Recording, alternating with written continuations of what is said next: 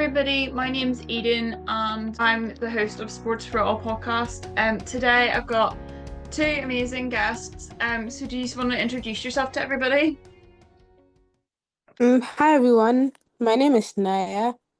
I'm a fourth year medical student in Ghana and I'm a sports enthusiast. I'm an advocate for women and women rights, and also I'm a public health enthusiast as well. I'm an aspiring global health advocate. That's a very quick intro about who I am. Yeah. Amazing, so good to have you. Okay, hello everyone. My name is Panti Sarkwah Ebenezer. I'm a student in University of Ghana reading Doctor of Pharmacy and I'm in fifth year. And I'm incredibly passionate about football. Outside academics, I dedicate myself to mental health advocacy with a particular focus on suicide prevention. My research is centered on antibiotic use. That's my project I'm embarking on now. And I have a growing interest in pharma business, looking to invest not only in pharmaceutical industry, but also in agribusiness. Long term, I aspire to work with international organizations like UNICEF, WHO, Africa Union, or maybe FIFA. Yeah, because they have policies for evaluation, implementation, drug policy for professionals, say footballers or workers themselves. And I'm really excited to share my journey and insight with all of you today. Thank you. Amazing, thank you so much. You're both doing such incredible work and I'm really excited to hear what you guys have to say.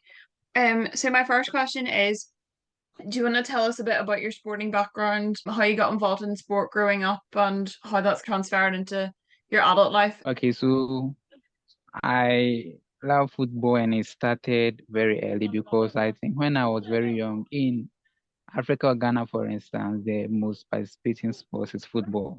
Yeah. And when I was growing up, I used to stay with my grandfather who made us to watch football very much often. So that was the only thing. I was into cartoons, movies and stuff. So that was how eventually the interest began. So I remember when I was in kindergarten and primary school, I used to be a goalkeeper, but as times went on, I changed. I started playing football, and for that matter, a defender. And most because of my admiration for former Barcelona player Carlos Puyol. That was how I was nicknamed. But funny enough, I think I was a United fan, but because of Puyol that I was following, I ended up being a Barcelona fan. So that's how I entered into this football. And also, I had many siblings. I have many who are all males, and that was the game we normally play when we are house doing nothing. So that's my journey. Thank you so much. That was so interesting. I think it's good that you have siblings to play with and spread that love of football with. Naya, do you want to go next?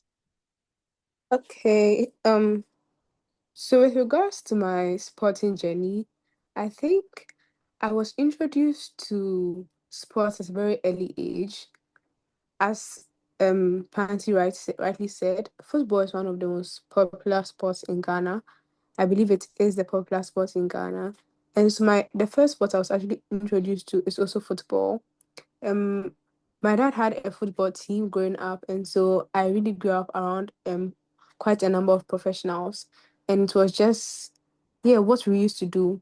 And outside the regular um soccer style, outside the regular football style, where you have a goalkeeper and other and have strikers, defenders, and all of that. In Ghana, there are other forms of playing football. Outside of that, we had a game called kick. Yeah, it was like a measure between football and hide and seek, and a lot more other games. Yeah, and so I really loved the sports from that early age. But that was just at home. But in school, there were other sports as well. We used to have sports that we used to have track teams, which I was a part of. We used to have table tennis was just a hobby because there were no actual tournaments or competitions that were giving us the opportunities to play table tennis. And so in school, the only sports that we could participate in as girls is actually just only track stuff because even football, there were no actual tournaments for the football for the females. And so I just knew football at home, but then in school, only the boys were allowed Oh, to play football. Yeah, in school, no girl played football, no girl played basketball. That is in basic school. And so me, the journey of loving football began at home. Yes, it yeah, began at home. I really loved football because I grew up around professionals. Yeah, and I noticed the disparity between the genders when I was in basic school at a very early age. I mean, something was already fighting within me as to why boys could play and why girls didn't have any tournaments they could play in. But then outside of that, I've really grown.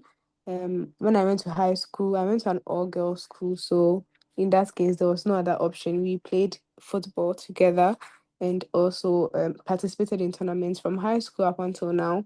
There have been tournaments we've participated in, and of keen interest to me is my current role as the sports secretary of my class. And oh, yeah, I'm the sports secretary of my class, and I've been able to organize. We have games we participate in as a school. Yeah, my class really won for like 2 years in a row. We kept winning every single game we played in. And even more importantly, we played in external tournaments towards the raising of breast cancer awareness. Yes, we went to participate in a tournament to raise awareness on breast cancer. And we won the tournament as well. The game has been a lot more than just a sport to me. That's for football. But generally, I'm a very huge advocate for sport. I'm a very huge advocate for females participating in sport and for female sports not to be neglected or treated with little concern. That has been it for me. So yeah, football I would say is my main sport. I play basketball as well. I play table tennis. Yeah, and I'm also I'm into track. Currently I'm putting on a little bit of weight, and just because it's been dormant, I've not been participating in any competitions, any things at all. I'd really not want to claim the title of being a track athlete, but then yeah, I've participated in that at a point in my life as well. Yeah, that's been a journey for me. wow, you have definitely had such a journey, and I think it's Yeah. really interesting to see like how you've been advocating for teams and more equal opportunities for women to get involved in sport. I think that is so important. And there's so many girls out there who really want to get involved, but maybe don't have those opportunities or don't feel represented as well. So no, it sounds like you're doing incredible work. Um, so my next question to both of you is, what skills have you learned from being involved in sport and how have they helped you growing up? Oh, yeah. I mean, because once again, coming back to the fact that football was what I really indulged, yeah, one key thing I learned right on was teamwork. Teamwork. You really have to know that everybody is vital. Every part of the team was significant towards the attainment of our goal, that is to win and to win tournaments. So definitely teamwork, making sure people also come on board so that the things you can't do, they help you do them. It's something football has made me learn as well.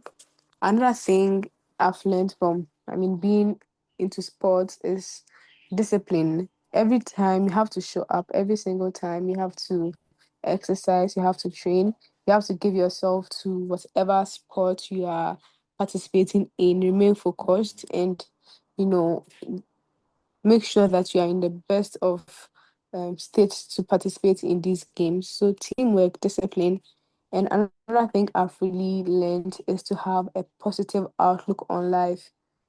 A lot of sports do not stand on their own. And before you actually excel in these competitions, you should first be optimistic about whatever game you're going into. Every single game you go and play, regardless of how the previous one is, you have to be optimistic about the fact that you can actually win. And until that is there, your confidence is going to be dim, your confidence is going to be reduced, and you're actually going to lose your games. So I've also learned being optimistic through sports as well. And another thing I've learned through sports is commitment. Commitment, because I know that it takes a lot to um it takes a lot to actually uh, show up every single time. It takes a lot to dedicate yourself to play in these sports and actually excel at them. And so I've learned to be committed through these sports that I play. And I think I've also learned leadership. Leadership. I'm also the just to chip in. I'm also the captain of my school's football team. And so beyond just playing the sport, I really have to mobilize my girls. I have to get them to come for trainings. I have to encourage them, motivate them. When we lose a game, I have to get them to keep their chin up and just show up for the next time. So it's taught me a lot about leadership. The football team contains a diverse group of people, and we are all working towards, the success of the team. And so yes, it's really taught me a lot of leadership. These are some of the very few things that I think participating in sports have contributed to my life. I totally agree. I think there's been a lot of skills there that you've learned, and so many of them are transferable. And I really love what you were saying about having that like positive outlook and that resilience and bounce back. And also the leadership is really important as well. And I think you can really see how that's demonstrated through your like roles. So no, thank you so much. It's a great answer.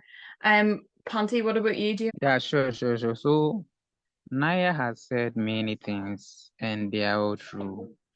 So some of the things that I've also learned in these beautiful games is that you are able to make decisions.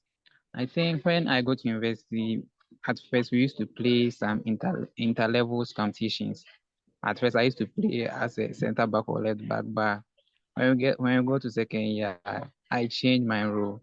I picked up the coaching part because I thought, yeah, I'm tactical. I've learned about this enough. I read a certain short course on Coursera organized by University of Edinburgh. So I thought I was experienced, gathered the knowledge enough. So I picked up the coaching aspect. I remember when I took up in second year, we won our in our departmental level competition. The third year, we won, but just the recent one that we had, that's last year, we competed and we couldn't progress just because we thought we were feeling complacent. And yeah, that was the reason why we couldn't win.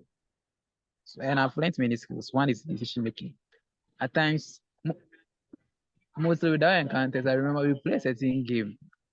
That was my first game, and one of our first defender got a red card. So I was under pressure, and you could see how your people will be hailing back at you. Some will be shouting, do something before you lose and stuff. And I know I'm that guy, that jovial friendly. So anyone somehow feel free to attack me in some ways. Yeah. So I learned much about decision making, my ability to change people and make the necessary decisions with time, and also positioning. And one thing I've learned in life is that at times you'll be doing the right thing, but if your positions and timings are wrong, things wouldn't work. Example is maybe having a striker who is always moving around, not standing where the wingers or midfielder will get him to pass the ball for the person to shoot.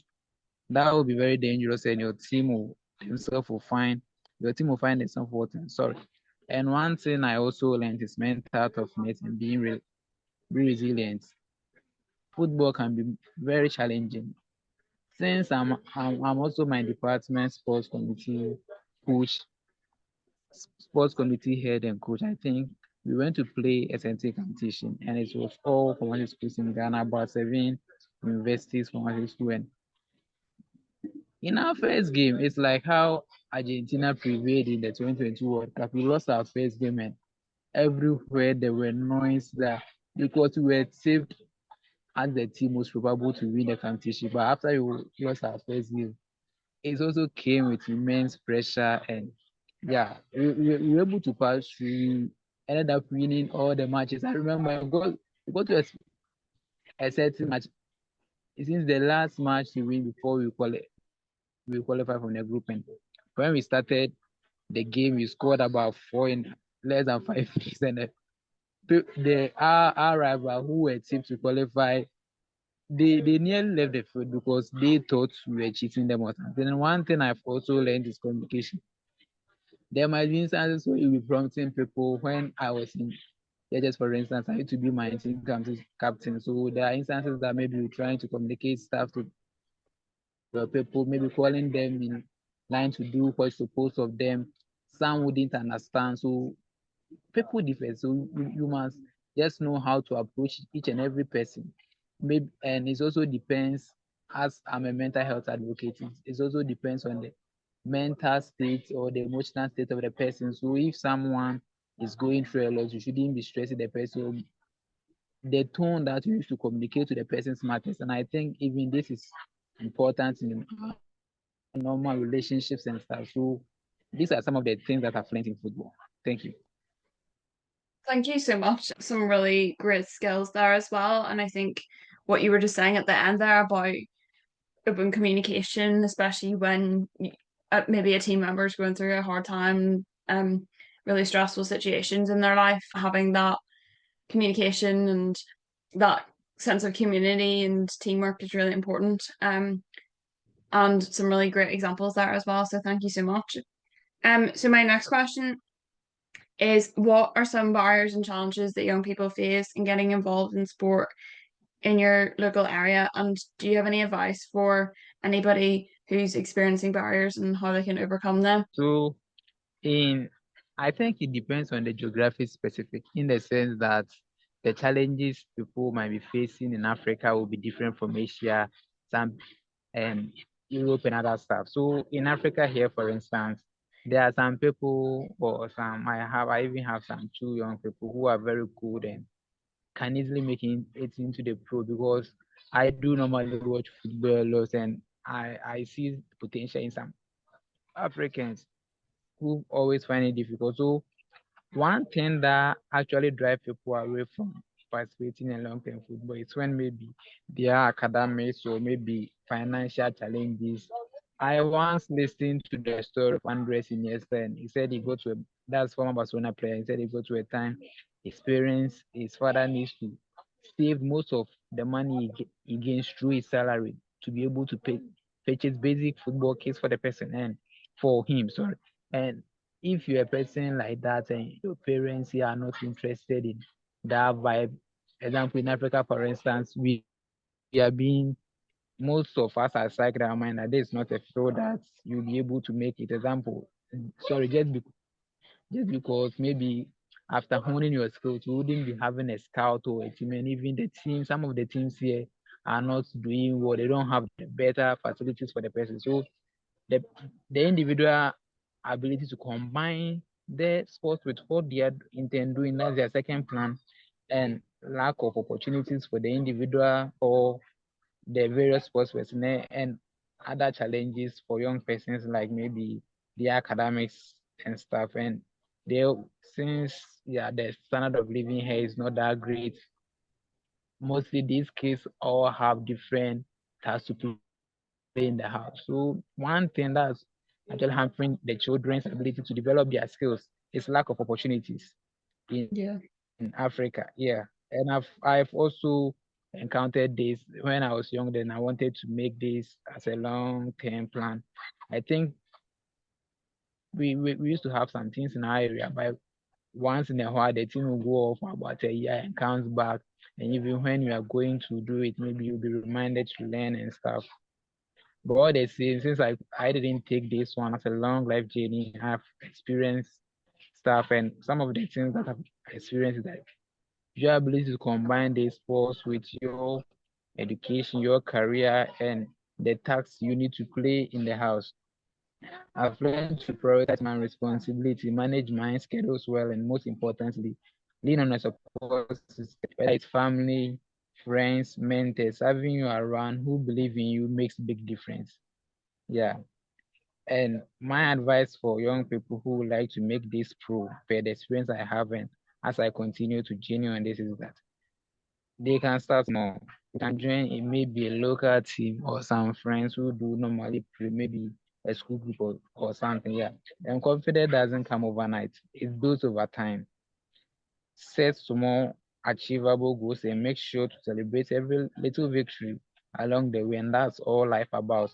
And don't forget, at the heart of it, Sports is about enjoying yourself, learning, and growing with others. That's where the magic happens. Sure. Thank you. Thank you so much. Yeah, no, there is definitely a lot of challenges and barriers out there, but I think what you said and the advice you gave was really good on how young people can take the initiative and get that support from their community to keep going even despite challenges. Naya, would you like to answer that question? All right, thank you so much.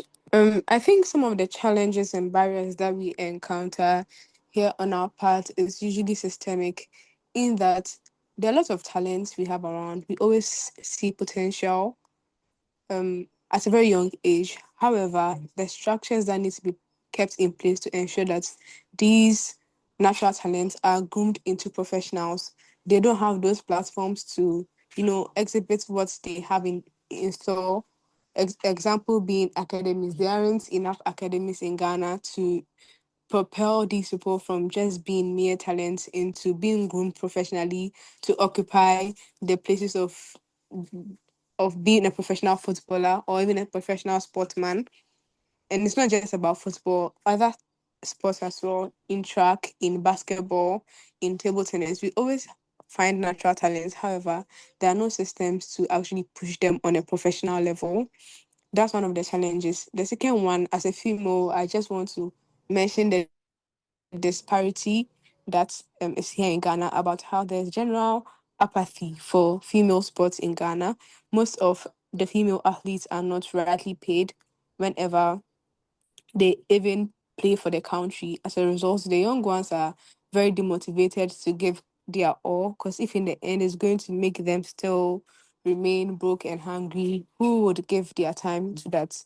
No one will do that. Yeah. So that's another challenge we face. And finally, there usually aren't systems that ensure that you can have a sports life and an academic life running concurrently. And so most times, certain parents just choose to let their was just focus on academics, since that is a more certain and a more sure and a surer way of attaining a height of success here in our part of the world, rather than risking it to being an athlete where systemic issues could just make you waste your potential. And so I think these are some of the challenges that we face on our side of the world. I definitely agree. I think there is such a big gender disparity between men and women around pay, opportunities, really so much different things. And yeah, I thought it was really interesting what you were saying about the systemic barriers too. Um, so thank you so much for that answer. It was really interesting. So my last question is, what advice would you give to young people wanting to get involved in sport? Naya, maybe I'll start with you this time. All right, thank you so much for the question. My advice for every young person um willing to go into sports will forever remain that first, make sure that you love the sport you are um committing to. Make sure you love the sport. When you love the sport, you really don't overthink the outcomes. You love the sports, you really don't overthink the outcomes. If you are really playing any sports just because you like it, whether or not you win, you are kind of settled about the fact that you play it because you enjoy it first and foremost. And also, I just want every young person to know that your worth as a sports person, your worth as someone in sports is not merely based on how good or bad you perform at the sports. The mere step that you've stepped out of your comfort zone, the mere fact that you've giving yourself the chance to enjoy what exactly the sport has to offer is enough to make you a confident person. And sometimes these with the issues of confidence that sports poses usually comes in when you compare yourself to other people. And so if you are getting into sports, just know that your journey is going to be different. Just know that you bring something different on board.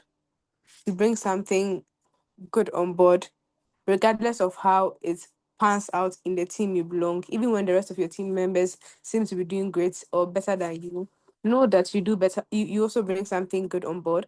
And so do not compare yourself to your teammates. Rather appreciate the fact that you have equally talented people on your team, and work together to attain your goals. So I think comparison is going to be one thing I'd want you to put aside if you're a young person getting into sports, and also participate in a sport, not just to gain money, not just to gain fame, not just to um be a cool person on campus, not just to be a cool person in life, but then truly love the game and truly love the game and give your best at it. Yeah, that's what I would say. Amazing pieces of advice. Thank you so much. I totally agree. I think finding something you're passionate about and trying everything you can to do something about barriers that are in the way for you and getting involved is really important. Okay, sure. So personally, one thing that I know is that football is as practical as life, and nothing comes so easy or cheaper. As a young person, whether you like sports or anything at all, you must participate. After food, after water and food, the next medicine is sports, being it you participating, cheering people and stuff. Because sports is one of the practical exercise that wouldn't find yourself daunting or you wouldn't be lazy daily participating in it. So I advise any person or any young person to join. When you go through all the big names, those that are made professionally in football, none of them started easier. Yeah, just recently there have been players who have been receiving all manner of booing from their fans and stuff, but they've seen themselves. I remember beginning of last season, most Barcelona fans wanted Rafinha to leave the club, but currently he's one of the favorites to win the Ballon d'Or. So football shapes your mind, prepare you, and makes you alert for what's the tasks ahead of you. And you always be ready for whatever that comes your way, whether positive, negative. Yeah. So even if you are not confident, and as human beings, you should be confident in everything that we're doing. Football is not an exception because sports is part of life and it's a very big medicine. So I entreat every young person to embrace it, gain the confidence, try harder, try their possible best. We all can never be the same.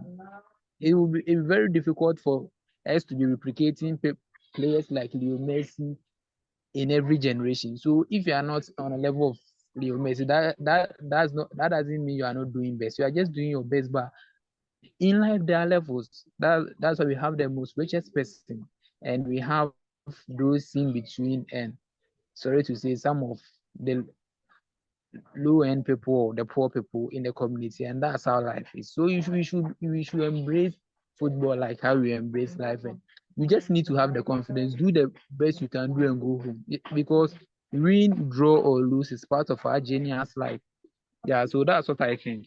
Thank you. That is such a great piece of advice. I definitely agree. I think, yeah, just getting involved and taking that first step and just seeing it as part of your identity, like you said. And obviously from our conversation we've been talking about how you learn so much from sport, and I think it does like really shape you as a person, and it's so inspirational and so helpful to all aspects of your life. So no, thank you so much. That was a great answer. Um, and thank you both for being on the podcast. It's been so good to have you and have such incredible conversations with both of you, and I'm sure my listeners will really enjoy. So thank you so much. You are welcome, and thank you for the opportunity. Thank you so much for listening to the podcast. It would be great if you could give it a follow and if you could give it a rating. If you want to connect with me further, you can find me on LinkedIn at Eden Byrne or on X at Eden71003.